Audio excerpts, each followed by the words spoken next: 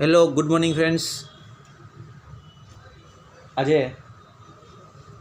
આજના જે revision video lecture છે એની અંદર આપણે એક્ટિવ પેસિવ વિશે ચર્ચા કરશું. બરાબર? એક્ટિવ પેસિવ એટલે કે કર્તરી અને કર્મણી પ્રયોગ જે તમારે બરાબર ડુ એઝ ડાયરેક્ટેડની અંદર પૂછાય છે. બરાબર? એમાં તમારે ટેન્સમાં બરાબર મીન્સ કે કાળ પરિવર્તનનું પૂછાય, એક્ટિવમાંથી પેસિવમાં ફેરવવાનું પૂછાય છે. બરાબર? જેન્ડર ચેન્જ પૂછાતું, 10મા ધોરણમાં જેન્ડર ચેન્જ આવે, પછી વચન બદલો મીન્સ એક વચનમાંથી બહુવચનમાં ફેરવવાનું હોય. તો આવી રીતે એક્ટિવમાંથી પેસિવમાં ફેરવવાનું પણ પૂછે. તો જનરલી તમને કાળ ને જેન્ડર એ બધું તો લગભગ આવડતું હોય. જે મુશ્કેલી પડતી હોય એક્ટિવ પેસિવમાં પડતી હોય, એટલા માટે આ જે રિવિઝન વિડીયો લેક્ચર છે એક્ટિવ પેસિવ માટેનો બનાવેલો છે, જેથી કરીને તમને પ્રોબ્લેમ ન થાય. બરાબર? કે આપણે ડિટેલથી સમજવું પહેલાંથી કે એક્ટિવ વોઇસ અને પેસિવ વોઇસ. કે એક્ટિવ પેસિવ શું છે? તો કે એક્ટિવ વોઇસ કોને કહેવાય, પેસિવ વોઇસ કોને કહેવાય? તો એક્ટિવ વોઇસ છે ને બરાબર એ એક પ્રકારની વાક્ય રચના છે. આપણે તમે શીખી ગયા કે બરાબર વાક્યની શરૂઆતમાં કરતા આવે તો એને એક્ટિવની રચના કહેવાય, ન આવે તો પેસિવની રચના કહેવાય. જો ગોખવાનું નહીં અને વ્યાખ્યા આવડવાથી આપણને એક્ટિવ પેસિવ આવડી જાય તો કે ન આવડે. એવું જરૂરી નથી કે એક વ્યાખ્યા આવડે, હું તમને એક્ટિવ પેસિવની વ્યાખ્યા લખવા આપું 5 વાર મોઢે, તમને 5 વાર આવડી જાય તો હું એક્ટિવ પેસિવ આવડી જાય તો કે ન આવડે. જરૂરી શું છે? જરૂરી છે એની ઓળખ. કેવી રીતે ઓળખવું એ મેં તમને ક્લાસરૂમમાં સમજાવ્યું હતું, છતાં પણ અત્યારે પાછું રિપીટ કરીશ કે કેવી રીતે ઓળખવું. બરાબર? ત્યાર પછી તો કે કર્તા, ક્રિયાપદ, કર્મ આ કેવી રીતે ઓળખવું એ પણ સમજાવ્યું. મુખ્ય કર્મ, ગૌણ કર્મ કેવી રીતે ઓળખવું એ પણ સમજાવેલું છે તમને. તો સૌથી પહેલાં આપણે કીધું હતું કે ખાલી જગ્યામાં જે ક્રિયાપદ ઓળખવાનું, ક્રિયાપદ છે બરાબર એ જોવાનું, એની પહેલાં કોની વાત થઈ છે. જો એ કામ એને કરવાનું હોય તો એક્ટિવ રચના છે, નથી કરવાનું તો પેસિવ રચના છે. એ આપણે જોશું હમણાં એક્ઝામ્પલમાં. પ્લસ બીજી વસ્તુ કે કર્તા છે તો કર્તા કેવી રીતે મળે? તો કે ક્રિયાપદને કોણ અથવા કોણે પૂછવાથી મળે. બરાબર? ક્રિયાનો કરનાર કર્તા છે કઈ રીતે મળે? કોણ અથવા કોણે પૂછવાથી.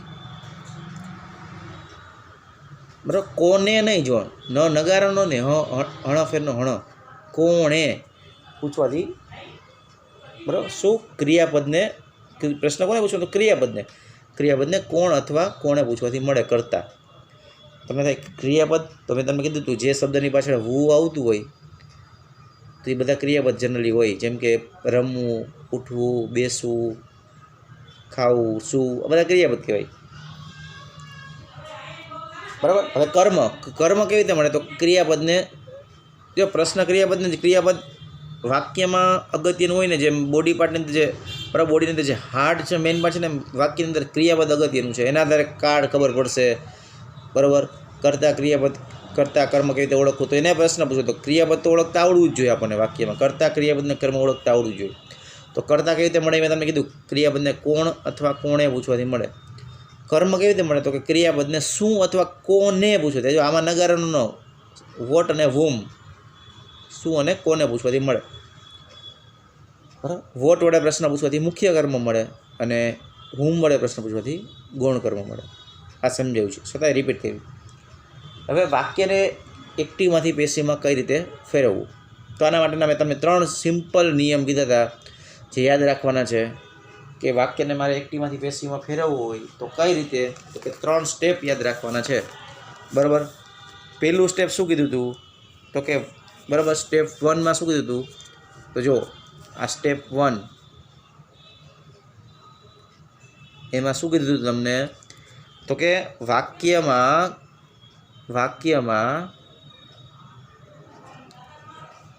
કર્મ ઓળખી, વાક્યમાં કર્મને ઓળખી. કર્મ કેવી રીતે મળે? મેં તમને કીધું બરાબર, વોટ અથવા હું વડે. તેને કર્તાને સ્થાને મૂકો.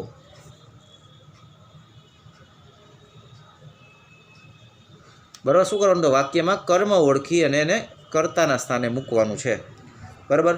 સામાન્ય રીતે શરૂઆતમાં, કારણ કે કર્તાનું સ્થાન ક્યાં હોય? તો કે સામાન્ય રીતે શરૂઆતમાં. બરાબર? સામાન્ય રીતે ક્યાં હોય? શરૂઆતમાં. બરાબર? કર્તા વિભક્તિમાં ફેરવીને કર્તા વિભક્તિમાં ફેરવીને. હવે જો કર્તા વિભક્તિ અને કર્મ વિભક્તિ ખબર પડે. કર્તા વિભક્તિમાં શું હોય તો કે આઈ મી, તો આઈ છે કર્તા વિભક્તિ કહેવાય. કર્મ વિભક્તિમાં શું થઈ જાય? મી. માનો કે મી આવ્યું હોય ને કર્તા વિભક્તિમાં ફેરવવાનું કીધું તો મીનું શું થઈ જાય તો કે આઈ. બરાબર. એ રીતના વીનું અસ, અસ હોય તો શું થઈ જાય? વી થઈ જાય. આ રીતે તો એ કર્તા વિભક્તિ અને કર્મ વિભક્તિ કહેવાય. આ પહેલું સ્ટેપ કે કર્મ ઓળખી અને ક્યાં મૂકવાનું તો કે કર્તા સ્થાને સામાન્ય રીતે શરૂઆતમાં પહેલું સ્ટેપ થયું. બરાબર. બીજું સ્ટેપ 2, વાક્યમાં ક્રિયાપદનો કાળ ઓળખી. બરાબર. વાક્યમાં ક્રિયાપદનો કાળ ઓળખી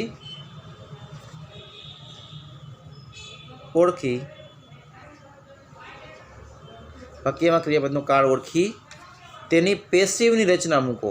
તેની પેસિવ વોઇસની રચના મૂકો. હવે જો એના માટે મેં તમને એક કોષ્ટક લખાવ્યું હતું. બરાબર. 3 ભાગ પાડીને સૌથી પહેલાં કાર્ડના નામ, એક્ટિવ વોઇસ, પેસિવ વોઇસ, આ કોષ્ટક યાદ રાખવાનું છે જેથી કરીને તમને ખબર પડે કે કયા કાર્ડનું પેસિવ કેવી રીતે થાય. બરાબર. ટોટલ 12 કાર્ડ છે, એમાંથી 4 કાર્ડનું પેસિવ નથી થતું, 8 કાર્ડનું થાય છે. એ 8 કાર્ડ પ્લસ મોડેલ ઓક્ઝિલિસ હોય, પરફેક્ટ મોડેલ ઓક્ઝિલિસ હોય, ઇન્ફિનિટ હોય, આ બધાનું કોષ્ટક તમે લખાવ્યું હતું. એ કોષ્ટક જોજો, પાકું ઓળજો, તમને સરળતાથી આવડશે. એટલે વાક્યમાં ક્રિયાપદનો કાળ ઓળખી એની પેસિવ રચના મૂકવાનું છે. તમને પેસિવ રચના કેવી બને એ કોષ્ટકમાંથી ખબર પડશે. જો કોષ્ટક મોઢે આવડતું હોય તો ઇઝીલી કોઈ બરાબર તમે બનાવી શકો કોઈ પણ વાક્યને. આ બીજું સ્ટેપ થયું. સ્ટેપ 3. બરાબર. આ સ્ટેપ 3ની વાત કરીએ આપણે કે વાક્યમાં ક્રિયાનો કરનાર. આ ત્રીજું સ્ટેપ. બરાબર. ક્રિયાનો કરનાર મીન્સ કર્તા. બરાબર. વાક્યમાં ક્રિયાનો કરનાર મીન્સ કર્તા ઓળખી તેની કર્મ વિભક્તિ. જુઓ શું કીધું છે? ક્રિયાનો કરનાર ઓળખી તેની કર્મ વિભક્તિ. કર્મ વિભક્તિ એટલે આય હોય તો આયનું શું થાય તો કે મી, એની કર્મ વિભક્તિ થાય. બરાબર. કર્મ વિભક્તિ બાય સાથે, બીવાય, બાય સાથે ક્રિયાપદની બાજુમાં મૂકી. ક્રિયાપદની બાજુમાં મૂકી અધૂરું વાક્ય પૂરું કરો. અધૂરું વાક્ય પૂરું કરો. તો સિમ્પલ એક્ટિવમાંથી પેસિવમાં ફેરવવા માટે આ 3 સ્ટેપ યાદ રાખવાના છે. પહેલું સ્ટેપ કર્મ ઓળખી તેને કર્તાના સ્થાને મૂકવાનું મીન્સ સામાન્ય રીતે શરૂઆતમાં. બીજું સ્ટેપ કીધું ક્રિયાપદનો કાળ ઓળખી એની પેસિવની રચના મૂકવાની છે. ત્રીજું સ્ટેપ કીધું કર્તા ઓળખી અને કર્મ વિભક્તિ. બરાબર. તેની કર્મ વિભક્તિ બાય સાથે ક્રિયાપદની બાજુમાં મૂકીને અધૂરું વાક્ય પૂરું કરવું. સિમ્પલ આ 3 સ્ટેપ યાદ રાખવાના છે. તમને વાક્યને એક્ટિવમાંથી પેસિવમાં કેમ ફેરવવું એ આવડશે. એક એક્ઝામ્પલ જોડે તમને વધારે ખબર પડે. બરાબર. એક્ઝામ્પલ જુઓ કે હી પ્લેઝ ક્રિકેટ એવરી ડે. જેવું વાક્ય છે. તમારે જો પેરેગ્રાફ પૂછાય છે તમારે પેપર મેં જોયા, તમે સૌથી વધારે આમાં ભૂલ કરી હતી એક્ટિવમાંથી પેસિવમાં. બરાબર. એટલે હવે ભૂલ ન કરતા એ ધ્યાન રાખજો. હવે હી પ્લેઝ ક્રિકેટ એવરી ડે આવું વાક્ય છે. હવે આની અંદર તમને કીધું હોય કે એક્ટિવમાંથી પેસિવમાં ફેર ચેન્જ ધ ટેક્સ્ટ. ડાયરેક્ટ સૂચના એવો ઇનડાયરેક્ટલી સૂચના હશે. બરાબર. તો જો સિમ્પલ છે. પહેલાં શું કરવાનું? સૌથી પહેલાં તો નક્કી કરવાનું પહેલાં એક્ટિવ છે કે પેસિવ. કેમ નક્કી કરવાનું? તો ક્રિયાપદ જોવાનું. ક્રિયાપદ શું છે અહીંયા તો કે પ્લે. રમવું ક્રિયાપદ છે.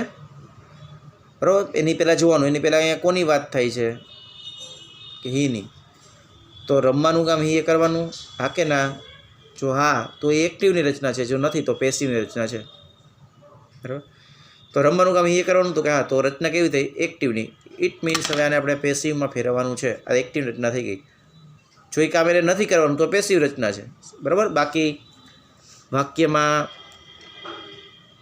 શરૂઆતમાં કરતા આવે તો એક્ટિવ, સજીવ હોય તો એક્ટિવ, નિર્જીવ હોય તો પેસિવ. આવું યાદ રાખવાનું નથી, ગોખવાનું નથી. બરાબર. પ્રોપરલી સમજવાનું છે. હવે આને એક્ટિવમાંથી પેસિવમાં ફેરવવું હોય તો કેવી રીતે ફરે? તો આપણે 3 સ્ટેપ લખાવ્યા તમને. બરાબર. શું કે પેલું સ્ટેપ છે જુઓ, વાક્યમાં કર્મ ઓળખી તેને કર્તાના સ્થાને મૂક. કર્મ શું છે તો આપણે કીધું હતું કે શું અથવા કોને પૂછવાથી મળે. ક્રિયાપદનો પ્રશ્ન પૂછો, શું અથવા કોને, બરાબર. શું રમવાની વાત છે તો કે ક્રિકેટ, તો ક્રિકેટ કર્મ થયું તો કે તો શરૂઆતમાં વાક્ય શરૂઆતમાં કર્મ, તો જો પેલું સ્ટેપ આ ક્રિકેટ. ચાલો આટલું સમજાય. પછી તો કે બીજું સ્ટેપ શું છે તો કે ક્રિયાપદનો કાળ ઓળખી તેની પેસિવ રચના મૂકો. અહીંયા જો એસ કે એસ પ્રત્યે લાગ્યું છે ક્રિયાપદને, એટલે કયો કાળ થયો, સાદો વર્તમાન કાળ થયો. હવે એની પેસિવ રચના હંમેશા કોઈ પણ કાળનું પેસિવ કરો હંમેશા V3નું રૂપ આવે. તો પ્લેનું પ્લેડ આવશે, પણ એકલું ન હોય. પેસિવની અંદર ક્રિયાપદ હંમેશા એકલું નહીં હોય, એની સાથે કોઈને કોઈ સહાયકાર હશે. વર્તમાન કાળ છે તો એના ટુ બીના રૂપ એમિઝાર આવે, તો ક્રિકેટ એક વચન છે તો ઇઝ આવશે, તો ઇઝ પ્લેડ આ એની પેસિવની રચના થઈ. આ બીજું સ્ટેપ થઈ ગયું, બરાબર. Cricket is played. ત્રીજું સ્ટેપ, બરાબર. શું કીધું છે, ક્રિયાનો કરનાર કરતા કોણ છે, હી. એની ઓળખી એની કર્મ વિભક્તિ એટલે હીનું શું થઈ જાય, હિમ થઈ જાય. બાય સાથે મૂકવાનું એટલે બાય હિમ, બરાબર, બાય હિમ. અને પછી શું આવે, બરાબર, ક્રિયાપદની બાજુમાં મૂકી દીધું તો કે હા કર્મ વિભક્તિ બાય સાથે ક્રિયાપદની બાજુમાં મૂકી અધૂરું વાક્ય પૂરું કરો. તો કર્મ વિભક્તિ બાય સાથે ક્રિયાપદની બાજુમાં મૂકી અને અધૂરું વાક્ય પૂરું કરો. હવે શું વધ્યું તો કે એવરી ડે, તો એવરીડેનું એવરી ડે, બરાબર. તમે આવું લખો ઇઝ પ્લેડ, બરાબર, એવરી ડે પહેલાં લખો ને બાય હિમ પછી લખો તો પણ ચાલે, બરાબર, ખોટું નથી, બરાબર. આના પછી એવરી ડે પછી બાય હિમ લખો તો પણ ચાલે. હવે જુઓ તમને 3 સ્ટેપ કીધા હતા, સિમ્પલ 3 સ્ટેપ થઈ ગયા આપણે. પેલું જો કર્મ હતું તો આ પેલું સ્ટેપ આપણું, બરાબર. તો પેલું સ્ટેપ થયું. પછી બીજું સ્ટેપ કાળ ઓળખી એની પેસિવની રચના, એટલે આપણું સેકન્ડ સ્ટેપ થયું ઇઝ પ્લેડ. અને આ ત્રીજું સ્ટેપ આપણું, બરાબર, આ ત્રીજું સ્ટેપ. ચાલો સમજાય એટલું. તો આ પહેલું વાક્ય આપણે સિમ્પલ છે એ બનાવ્યું, બરાબર. આ રીતે તમારે એક્ટિવમાંથી પેસિવમાં ફેરવવાનું હોય. હવે જો અહીંયા ઘણા શું કરે કે અહીંયા કર્મ છે તો આપણે કીધું કે ક્રિકેટ, તો ક્રિકેટ પહેલાં લીધું. પછી ઘણા શું કરે તો અહીંયા ક્રિકેટની સાથે એવરીડે પણ લઈ લઈએ. તો તમે ક્રિયાપદને બરાબર કર્મ ગોતો ને તો ક્રિયાપદને પ્રશ્ન પૂછો વોટથી શું રમવાની વાત છે તો ક્રિકેટ. ક્યારે રમવાની, જો જવાબ ખાલી ક્રિકેટ જ મળે છે, એવરીડે નથી મળતો. તમે પૂછો કે શું રમવાની વાત છે તો કે ક્રિકેટ જ જવાબ મળે છે. તમને ક્યારે રમવાની એવું નથી પૂછ્યું, તો ક્યારે રમવાની વાત હોય તો એવરીડે જવાબ આવે. તો અહીંયા ખાલી ક્રિકેટ જ મૂકવાનું છે. ઘણા પહેલાં સ્ટેપમાં શું કરે ક્રિકેટ અને એવરીડે બધું સાથે લઈ લે, બરાબર. આવું ન હોય.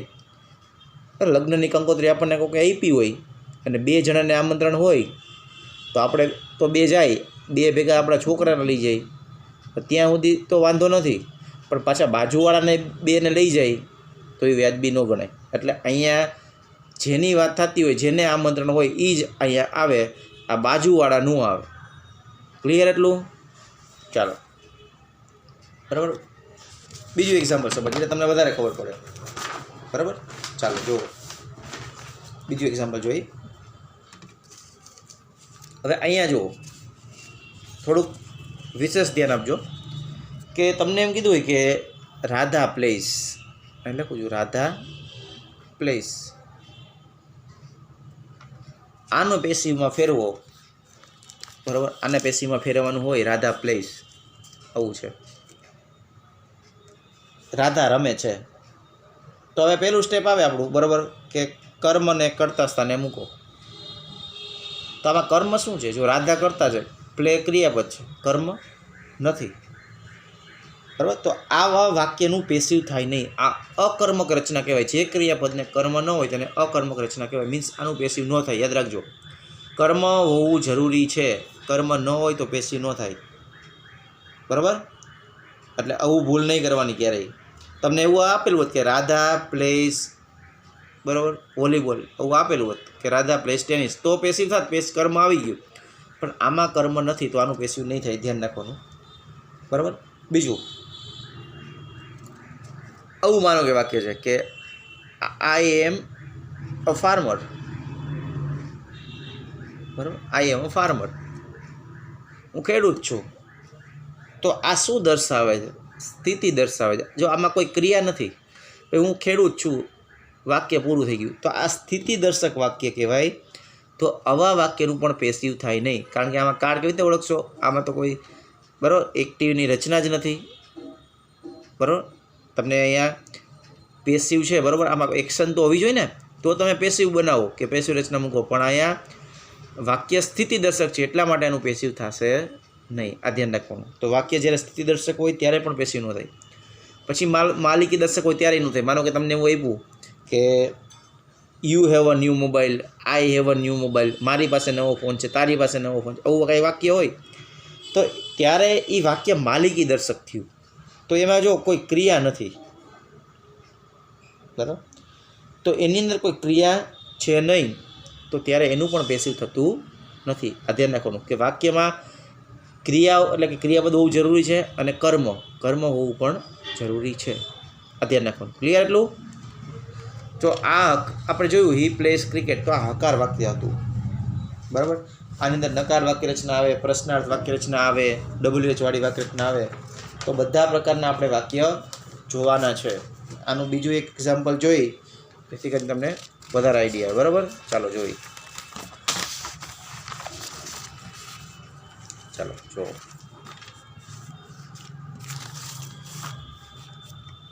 તમને એમ કીધું છે કે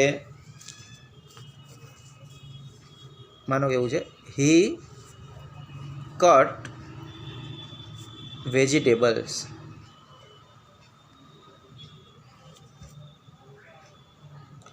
બરાબર, સિમ્પલ વાક્ય છે, હી કટ વેજીટેબલ્સ.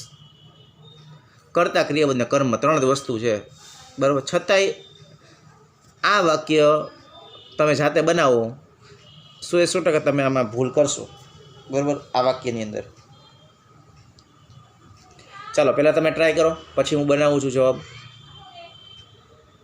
તમને ખબર પડી કે કર્મ છે, પહેલું સ્ટેપ આપણું કર્મ ઓળખી કરતા સ્થાને મૂકો. કર્મ છે વેજીટેબલ્સ, તો વેજીટેબલ્સ આપણે પહેલાં મૂકી દીધું. ચાલો, બરાબર, તો એમ મૂક્યું વેજીટેબલ્સ, આપણું પહેલું સ્ટેપ થઈ ગયું. હવે અહીંયા શું મૂકશો? તો ઘણા એવું લખશે, બરાબર, કે vegetables are cut by him. બરાબર, તો આ જવાબ ખોટો છે. શું કામ? તો પહેલાં જુઓ, રચના એક્ટિવની છે કે પેસિવની? કટ કરવાનું કામ એ કરું તો હા, રચના તો એક્ટિવની જ છે, પેસિવમાં જ ફેરવવાનું છે.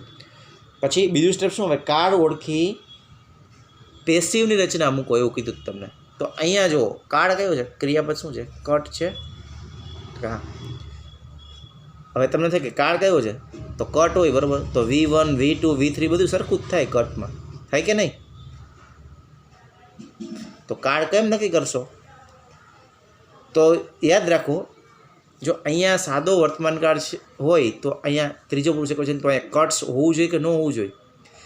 એની બધા ક્રિયાપદનું મૂળ રૂપ છે, તો ઇટ મીન્સ સાદો વર્તમાનકાળ નથી.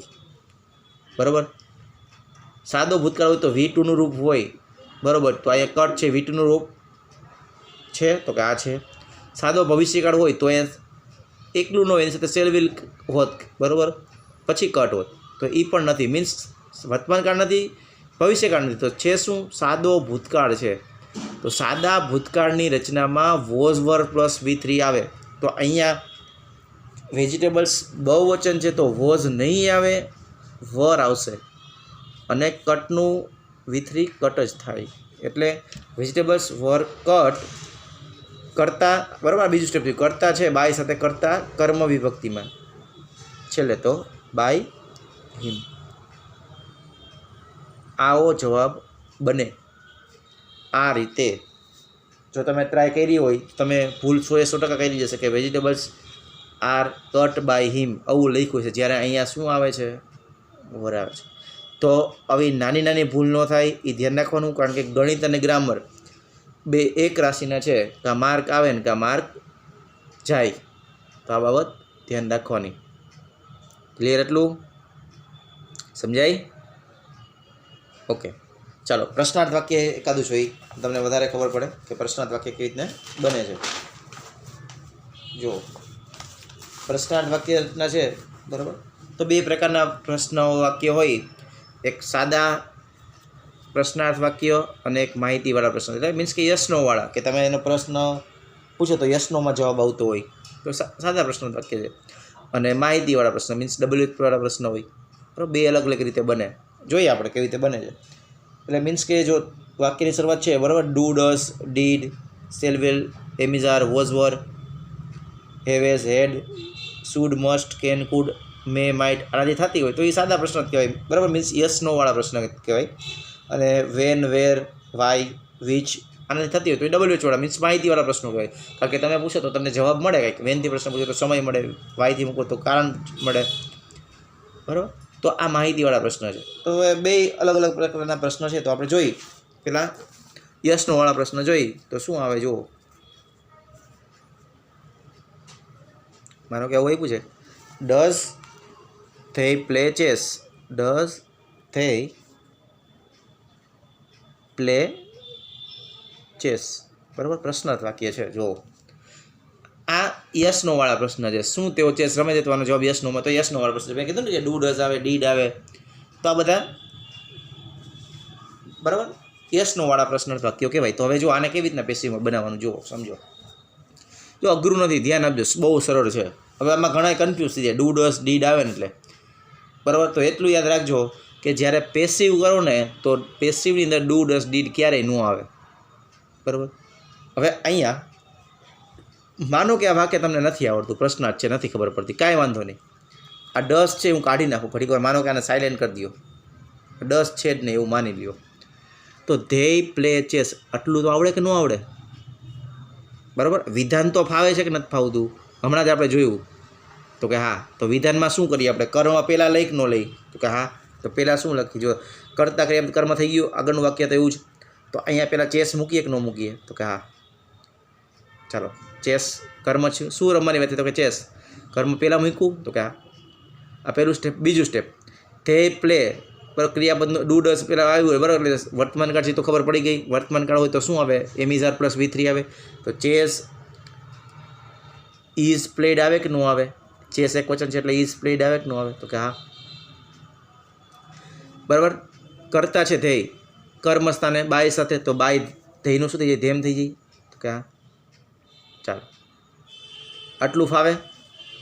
તો આ વિધાનનું પેસિવ થયું કે નહીં, વિધાન ફાવે છે કે નહીં, તો આ વિધાનનું પેસિવ કર્યું, બીજું કાંઈ નથી. હવે તમને પૂછ્યું છે શું આપણને, પ્રશ્ન, તો કાંઈ નથી કરવાનું. પ્રશ્નાર્થ વાક્ય હોય ત્યારે આ જે સહાયકારક હોય ને, સહાયકારક એમ, ઇઝ, આર, એ ઉપાડી અને અહીંયા આગળ મૂકી દેવાનું. ક્યાં મૂકી દેવાનું, તો કે અહીંયા. એટલે આપણો જવાબ શું થઈ ગયો, તો કે is chess played by them. પ્રશ્નાર્થ છે તો પ્રશ્નની સાઇન રાખવાની છે, ડાયરેક્ટ ઇનડાયરેક્ટ સ્પીચ નથી. ડાયરેક્ટ ઇનડાયરેક્ટ સ્પીચ હોય તો નીકળી જાય, આમાં નો નીકળે, બરાબર. વિધાન. તો આપણો જવાબ થઈ ગયો. જુઓ બહુ સરળ છે. શું કર્યું, ખાલી કાંઈ નથી કર્યું. જેમ વિધાનનું વાક્ય હતું થોડી વાર માટે ડુ, ડઝને સાયલેન્ટ કરી દીધું, વિધાન થઈ ગયું એટલે એનું પેસિવ કરી નાખ્યું, અને સહાયકાર ઉપાડીને આગળ લઈ લીધું, બસ. તો ઇઝ ચેસ પ્લેડ, આનો જવાબ છે એ આ જવાબ થઈ ગયો છે. સરળ, આવડે. ચાલો બીજું એક વાક્ય ટ્રાય કરો તમને બનાવવા માટે, બરાબર. શું બનશે જુઓ. તો કે ડીડ વાળું વાક્ય જોઈએ. Did we visit the museum.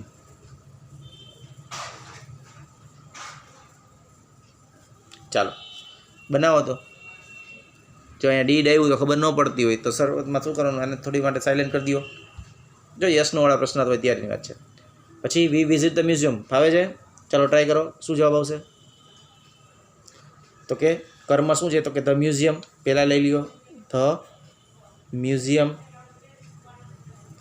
બરાબર. વિઝિટ, બરાબર. ડીડ આવ્યું એટલે સાદો ભૂતકાળ છે તો વોઝ વર પ્લસ V3. તો મ્યુઝિયમ એક વચન છે તો વોઝ વિઝિટેડ, વોઝ વિઝિટેડ. અને વીનું અસ તો બાય અસ, છેલ્લે પ્રશ્નાર્થ. હવે જો શું કરવાનું છે જવાબમાં, તો કે કાંઈ નહીં, સહાયકારક ઉપાડીને આગળ મૂકો. તો સહાયકારક શું છે, વોઝ છે, એને આગળ લઈ લ્યો, અહીંયા મૂકી દો, એથી નીકળી. એટલે જવાબ શું થઈ ગયો આપણો, was the museum visited by us? આપણો જવાબ થઈ ગયો. બરાબર. તો આ રીતે વિધાન અને પ્રશ્નાર્થ વાક્ય છે એનું એક્ટિવમાંથી પેસિવમાં રૂપાંતર થાય.